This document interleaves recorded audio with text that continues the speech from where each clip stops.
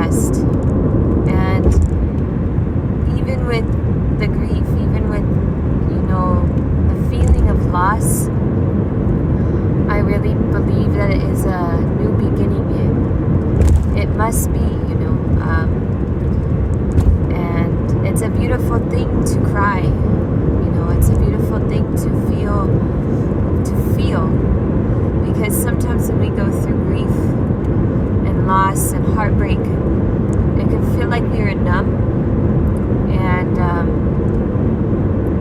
we just need that little bit of push, to really get that cry out, to really get that pain out, to really get that grief released. And I'm a huge crier. I'm a huge advocate for crying. And some people, say that eventually we will get to the path of self-discovery, self-awareness, so we don't have to allow any external source to affect us in this grieving process. It will perhaps become wisdom.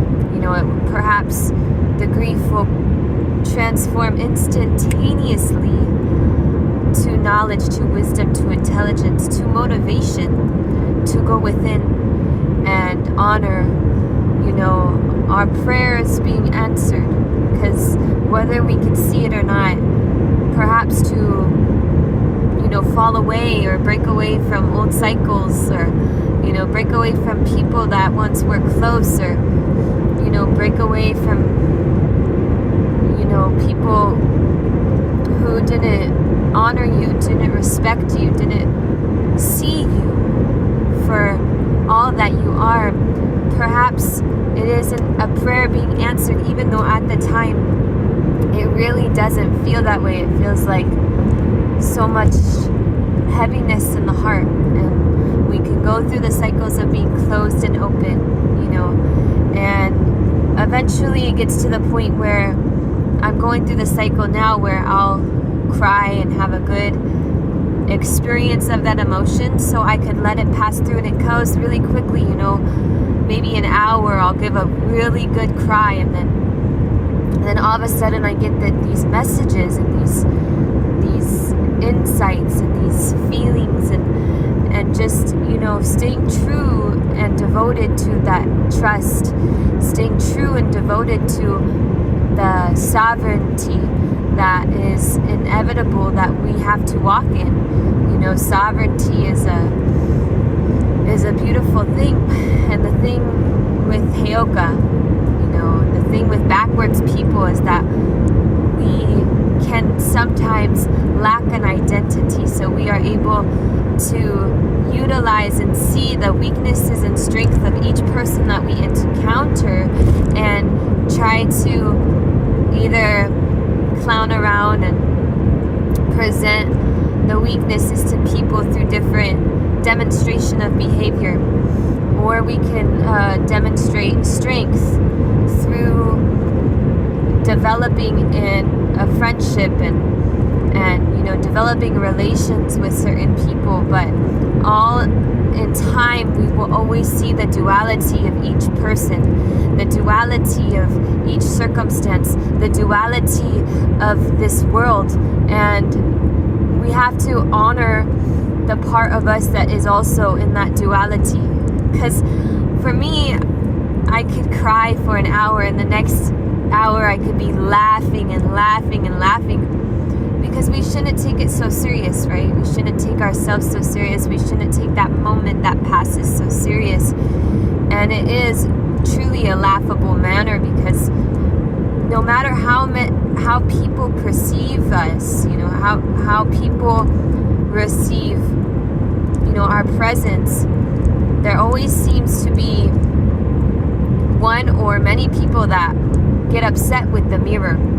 And I cry mostly when things happen in these encounters, mainly because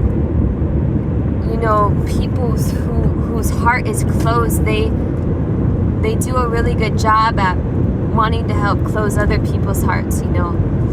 the tests come,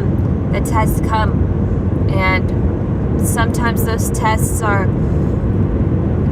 expressed through experience with other people, and so for someone who carries that mirror medicine, it's a hard thing, you know. It's a difficult time relating, because guaranteed that person already has an expectation, a perception of you that Creator does not have of us.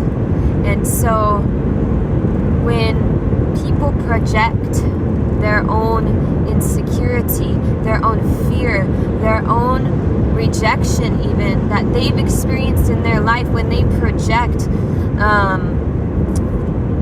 this resistance, this energy of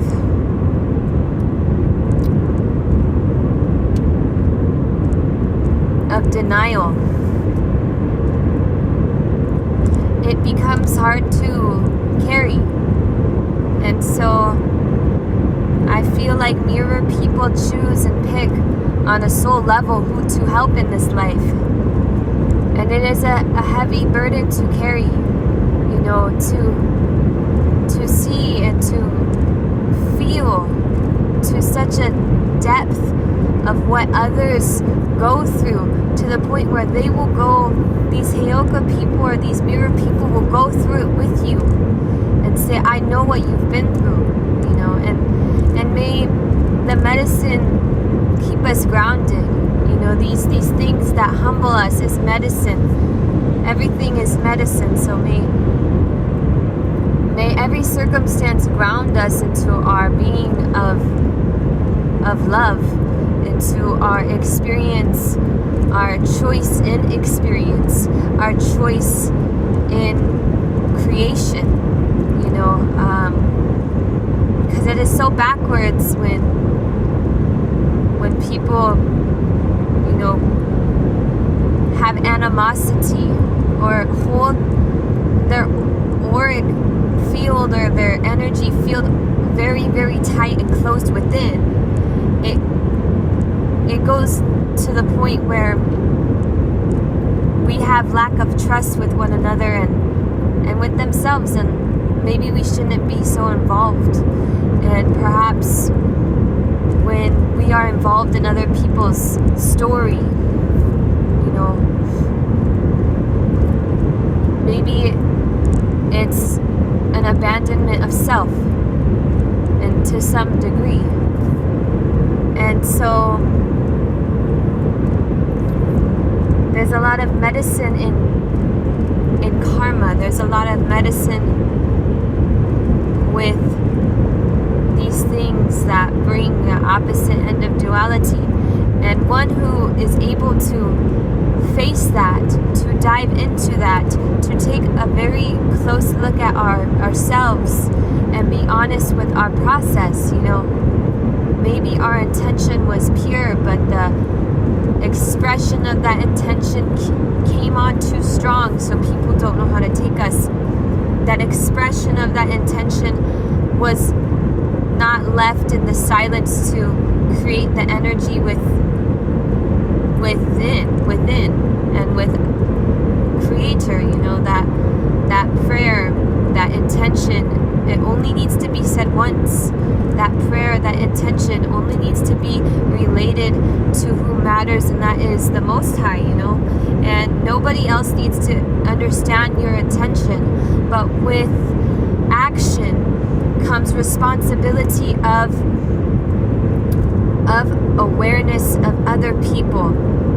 And with that action, may it always serve the greatest good. And with that action, you know, comes a responsibility of taking responsibility for your own emotions, you know, and responsibility for your own reactions and responses. And sometimes it could be easier to point the finger victim mode. They did that to me. Well, what made you attract that? What made you attract that experience? What allowed that energy to come play in your field? Because if we honor and respect and love ourselves truly, we wouldn't have even experienced that to begin with. So those mirrors come, and whether they're aware of it or not, if you're one who pisses off a lot of people, makes people angry, sometimes heyokas don't know they're heyoka, and so it's a hard load to carry, but also a very light road to carry if we choose that, because that baggage is theirs. We can hold it, honor it, see it, and turn it into light, but it has to be honored and seen through the action that takes place. And whether or not, because that those people's baggage and that those things, those rocks that they carry, the baggage that they carry, it is their responsibility to heal. We can only do as much as juggle it in front of them, or eat the baggage and then express that same mentality that they have become victim to within their own mind, within their own reality.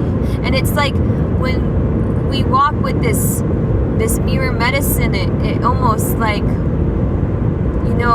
we have to discern what comes from us and what comes from other people, because we could be in a room, in a situation, in an experience, and you forget what is your thought and what is other people's thoughts. It's almost to the point where you can hear other people's thoughts, and it affects you because you feel maybe it is coming from you and your creation, but it takes a lot of discernment on where to place your energy, who to express your love to, express your truest self to, because not everyone is worthy of seeing that, of experiencing that healing medicine. And the people who are worthy will also teach the heyoka, to teach the mirror, and it's a big lesson in self-control on how do you let people's perception and people's judgment affect the way you walk, affect your journey, affect the way that you carry on in this life, because it has to come in waves, right? And don't sanction perhaps that person who has also taught you, to the emotion that you felt when they were showing you the mirror. Perhaps to evolve and to move forward is to release, this harsh feeling, release this feeling of being invaded, perhaps, this feeling of being manipulated, this feeling of being rejected and judged on another level. Maybe it is time for you to release that, because that is not their truest self. And when we sanction people off to what we feel in their presence to that person, it is not seeing them for their true light. It is not seeing them for their truest self. It is not seeing them in the eyes of Creator. And when we project and state things in a certain way about another person and state that they're a certain way and that's just the way they are, that is creating black magic. That is creating a cycle of karma for you, because it will come back. And we can't sanction off people to their emotions that also pass. We have to see them as the only consistent thing is the eternal presence. If you want to attach that person to that experience in that one moment of time, that is your choice. But just know, because you word it, perhaps, because you express it in a certain way that leaves them limited to a certain idea of themselves, leaves them limited to a certain perception in your mind, then that creates stagnicity, and that can create black magic in the way of speaking down on another person, speaking bad on another person, lacking the fluidity to allow them to change. Because we do not know people's internal struggle. We do not know people's internal conversation with Creator, so we cannot judge basis on their actions, even if it hurts us in the moment, even if we feel like we are invaded, our space is invaded. You cannot pass judgment in this way. We cannot pass judgment to these people in this way, because there are those pillars of light that could embody the darkness for someone to be able to see their own light, but yet it is their choice. It is always that person's choice, and we have to honor free will as the mirror people. No matter the depths of duality that we've seen in another person, the depths of, concentration on helping heal another person, we have to let go. We have to let go. And that's when the trickster medicine could be put aside. That trickster medicine could be only used when necessary. That trickster medicine is a beautiful teacher, but the trickster medicine could come out and play a role that it's not supposed to in means of protection over our own hearts. And so whether another person can honor that medicine or not, it's not our problem, and it takes a lot of courage to be able to look in the mirror and be honest with ourselves around, our addiction to self-destruction in a way. Our addiction to fear of intimacy for me. And when I make these videos, I don't just talk to myself, I talk to many. Or I don't just talk to many, I talk to myself, see. And I pray that someone can relate. Someone, will understand the depths of this duality that we speak of. And that darkness can be an ally, when it's necessary. When it's necessary. And to love another so much to the point where you put aside yourself and see what they need instead of what you need is a miracle, really. Is a miracle of self-transformation, because we're so focused in this society on ourselves that we forget to be aware of our neighbor, to be friends with our neighbor, to be in relation with our neighbor. We forget that that person next door has also the spark of creation inside of them. And we forget that we can learn from everyone sometimes. But not everyone is in the space of being open to learn. And that's okay, Whether we see it or not, I'm going to say it again, whether we see it or not, everything that we're asking for is being answered. But sometimes we have to go on detours to play out a cycle, for me, I'm very stubborn, and I will go to the end in loyalty. I will go to the end in loyalty with my mission and my sacred responsibilities. And whether people understand that or not, the sacred responsibilities is to help ourselves heal, help each other heal, be there with the stream of unconditional love. And I'm the type of person, to say, you could slit my throat, but with my one last gasping breath, I would apologize for bleeding on your shirt. I would apologize that you've experienced so much pain in your life that you don't know the difference between bad or good. You do not know the difference between pain and love.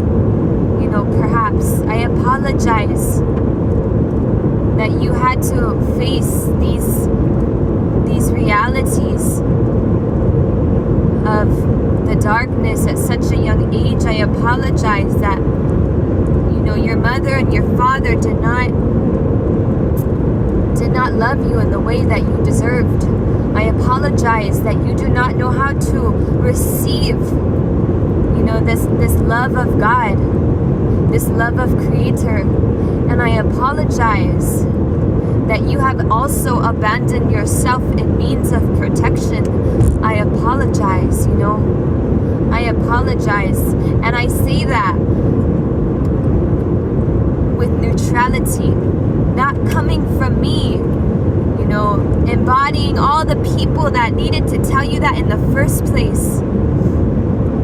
I will say those things because of the lack of identity and the fluidity within my being on this planet, my fluidity within my vessel.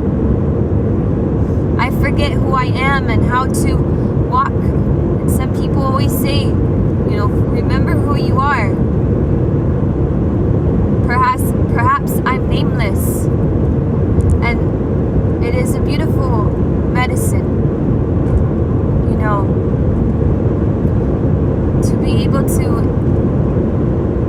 see what needs to be healed and embody that for people to heal, for people to see themselves. All I know is nothing at all. Most of the time I don't know what I do, and I just listen. And that's a very good place for me to be,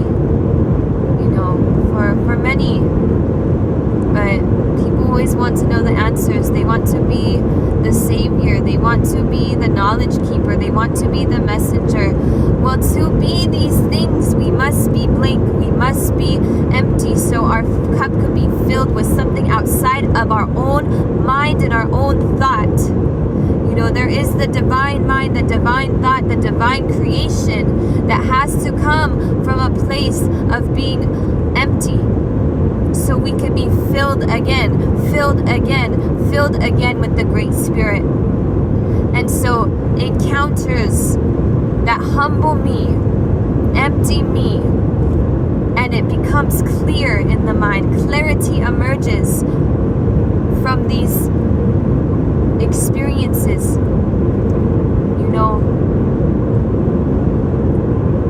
It's a beautiful thing to be a human, but not everyone is ready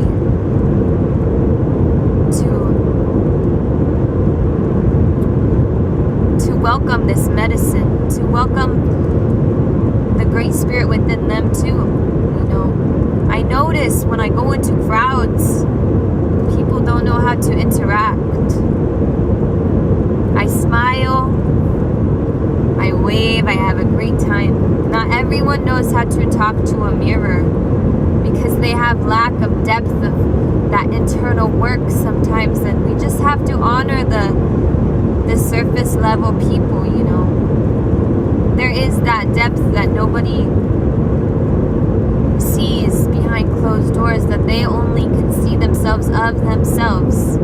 But if we do not make the choice every day to choose love and peace regardless of the circumstance, we are abiding to the dysfunction of the illusion.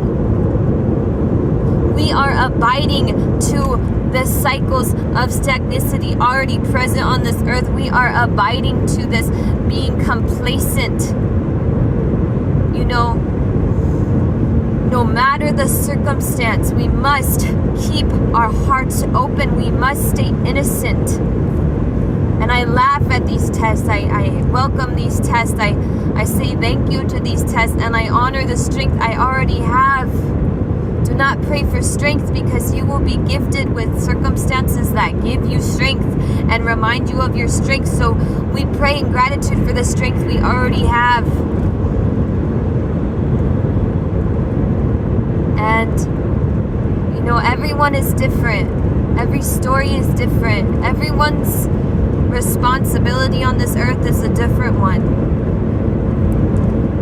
It's hard though, because we can see the potential of another person more than they could see their own potential. But because they're not open to really see past their own mind games, past their own illusions, then they may not be open to seeing that, to someone else talking to them about what they see, to someone else giving them love, honor, respect. That's all we come with. That's all I come with every single day with every person I interact. You know?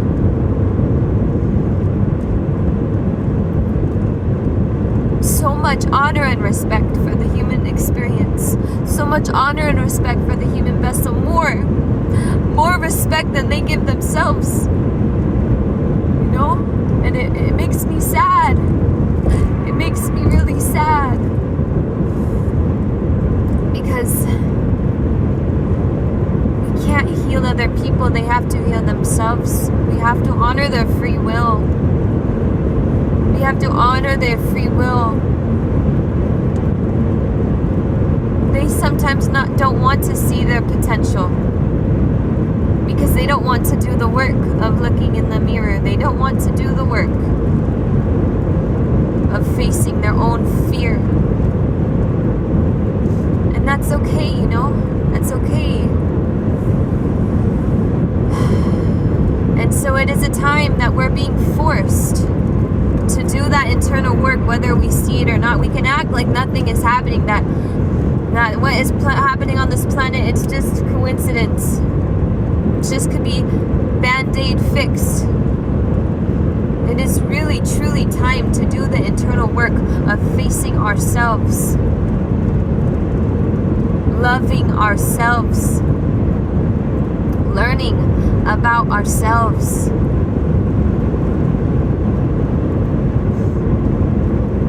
And I pray that through this transformation we can receive that love and that light that Creator is shining on planet Earth. Perhaps to receive that, we must go through these trials and tribulations first. Before we can receive unity, we have to experience separation. Before we can allow for unity to flourish, we have to experience the other depth of that duality. So, rejection, abandonment, things that are a complete opposite of what unity is, we must experience that, perhaps. I thought I was done learning this lesson, but people will come and humble us. People will come and hurt us. And the love that shines bright forgives that. It does not sanction that person off. Does not sanction that person off to be a certain type of way, because they are changing, ever fluid, ever evolving. We have to allow that with our word for that person to be able to grow. We have to allow this perception to flourish and nurture ourselves even. You know, because when we let go of these preconceptions of another person in our mind, we release attachment. Because the more we stay attached to someone being a certain way, the more we will stumble. So they're not even a real person, you know, whatever that means. They're just a fragment of our imagination that reflects on what we do to ourselves. So if we experience something in the physical, you know, this is familiar perhaps. It's an open doorway for learning. My lessons always come in very harshly. But with that, there is honor. To be able to state that I've been to hell and back. I've seen demons in people's eyes. I've seen angels surround other people. I've seen the darkness so heavy in my own eyes that I had to choose another story. I've experienced the depth of heartbreak to the point where it feels like I'm dying. To the point where I live every day like I'm already dead, because it doesn't matter. It doesn't matter. There's a peace that comes with the death of the ego. There's a peace that comes with the death of a relationship. There's a peace that comes with the death of a connection. And even though it could never die in the spirit world, physically, there could be contracts that could make to sever that relation from ever flourishing or being anything.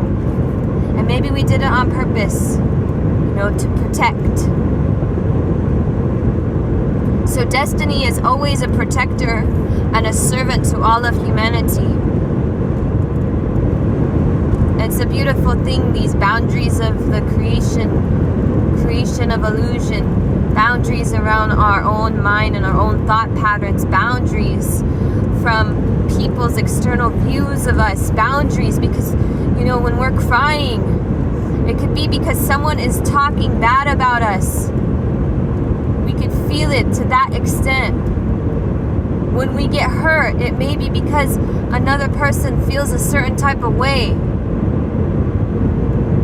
When we start crying for no reason, you don't even know why you're crying. You don't even know why you're panting. You don't even know why you're angry. It could be a projection of someone else. If you're that open, if your auric field is that open. But with that awareness comes the gift of recognition of self, the recognition of this moment, present moment. The only thing that matters is our creation and our connection to God. Screw everything else. If it does not bring you peace, fuck it. If it does not bring you peace, let it go. It's okay.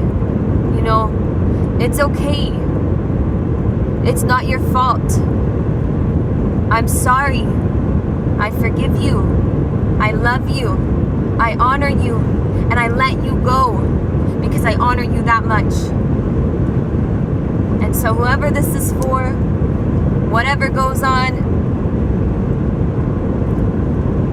I say thank you. Maybe this is for myself. So blessings.